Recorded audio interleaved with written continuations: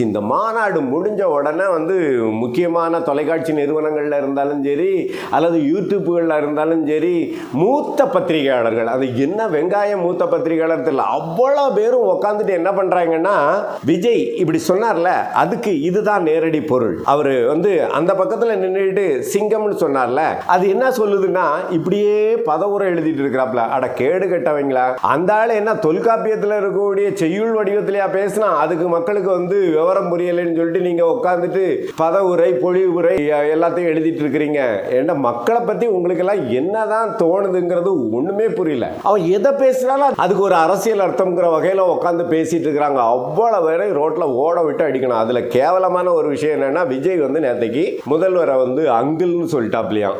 இந்த ஆள் அங்கிள்னு சொன்னது அவரை அசிங்கப்படுத்துறாங்கிறது உலகத்துக்கே தெரியும். ஒரு அரசியல்ல நாகரிகம் இருக்கணும். என்ன பேசலாம்னா, கொடுங்கோலன் சொல்லலாம், அயோக்கியன்னு சொல்லலாம், மக்களுக்கு எதிரானவன் சொல்லலாம், மிருகன்னு சொல்லலாம். இந்த மாதிரி விஷயங்கள்லாம் ஒருத்தங்களை குற்றம் சாட்டுறது. ஆனா அவங்கள வயது, வேற மாதிரி விஷயங்கள், பாலினம், மாற்றுத்திறனாளி, இந்த மாதிரி குறிப்பிடக்கூடிய வகையில எல்லாம் எதுவுமே பண்ணக்கூடாது. ஒரு வேளை இந்த ஆள் அங்கிள்னு சொன்னதுக்கு பதிலா அந்த பக்கத்துல இருக்கிறவங்க எல்லாம் சரிடா பையா சொல்றா அப்படின்னு கேட்டா